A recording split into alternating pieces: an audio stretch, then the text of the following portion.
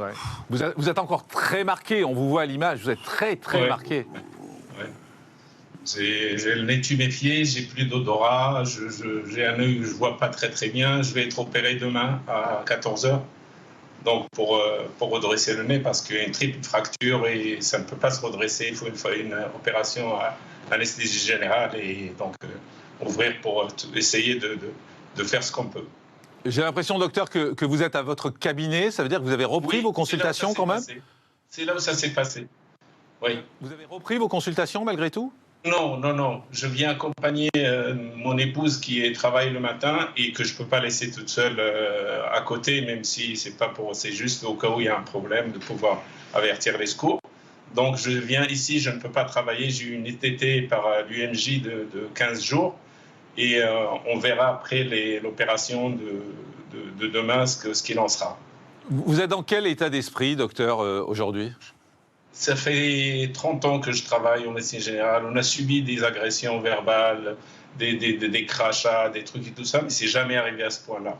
Sincèrement, il me reste 3 années pour partir à la retraite, mais je pense qu'on va abréger notre truc, on va partir. Je laisse 1 mois aux patients pour s'organiser, mais je pense qu'on va fermer définitivement notre cabinet. Ce sont des agressions que vous subissez régulièrement ou c'est la première fois que ça arrive? Pour vous dire, sur la seule année, cette année-là, il y a plus d'agressions que les 25 années d'avant.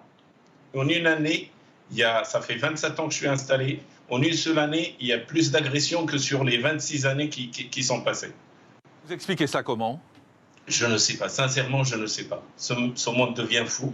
On est le seul cabinet qui reçoit 100 rendez-vous, on prend tout le monde. Toutes les urgences, on refuse jamais personne. On va au-delà des heures d'ouverture.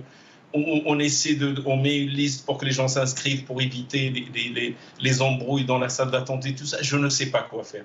Et là, c'est pas un toxicomane, c'est un jeune que je soigne, qui a 22 ans, que je soigne depuis qu'il avait l'âge de 6 ans, que j'ai dû voir 4 ou 5 fois en tout pour tout depuis que je le soigne. Il est rentré, sincèrement, je ne me suis pas du tout méfié. Je me suis rapproché de lui. Je lui ai dit, mais écoute, je l'ai appelé par son prénom. S'il y a un problème, on va le régler. Laisse-moi le temps de voir la comptabilité, le truc et tout. J'ai payé sa mère. Même si je n'avais pas encore vérifié, je lui ai fait un chèque pour ne pas qu'elle soit pénalisée de tous les reproches qu'elle m'avait proposés. Mais malgré tout ça, elle l'a envoyé pour me casser la figure. J'ai du mal à comprendre. Je ne sais pas.